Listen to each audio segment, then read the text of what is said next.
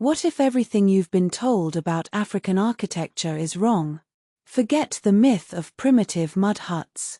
Beneath the Sahara's sands and the savannah's grasses lie the ruins of stone cities older than Rome, pyramids rivaling Giza, and engineering feats Europe wouldn't match for millennia.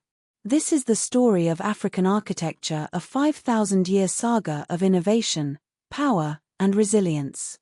In 2650 BCE, while most of humanity lived in simple villages, Egyptian architects engineered the step pyramid at Saqqara. 6 tiers of precision-cut limestone rising 200 feet, the world's first large-scale stone monument. But Egypt was just the beginning. South along the Nile, in what's now Sudan, the Kingdom of Kush built palaces with curved mud brick walls as early as 1750 BCE. These weren't copies of Egyptian designs but a wholly Nubian tradition. Their pyramids at Meroe, with steep angles and intricate carvings, still stand today, more numerous than Egypt's own. Meanwhile, in the Ethiopian highlands, the Axumites stacked stone slabs interlocked with protruding wooden beams called monkey heads. These engineering marvels supported multi-story palaces by 700 BCE.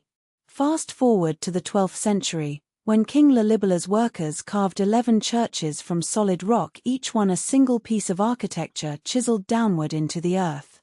The Swahili coast tells another story.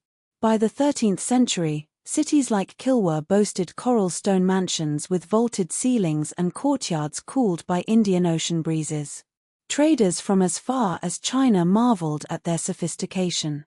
Inland, the walls of Great Zimbabwe rose 36 feet high without a drop of mortar.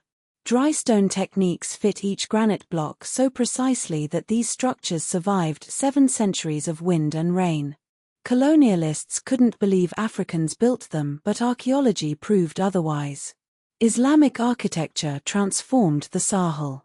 The Great Mosque of Djen, rebuilt in 1907 but rooted in 13th century designs, shows how West African builders adapted earth construction to monsoon rains. Its towering mud piers and palm wood reinforcements are a living tradition replastered annually by entire communities. Then came colonialism. Europeans imposed grids of concrete and steel, but African architects resisted. In 1960s Lagos and Nairobi, modernism blended with vernacular styles. Brise Soleil sunshades mimicked traditional screens, while vaulted roofs echoed ancient Kushite forms.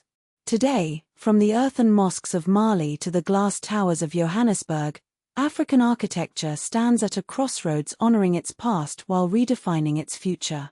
The question isn't whether Africa had great architecture.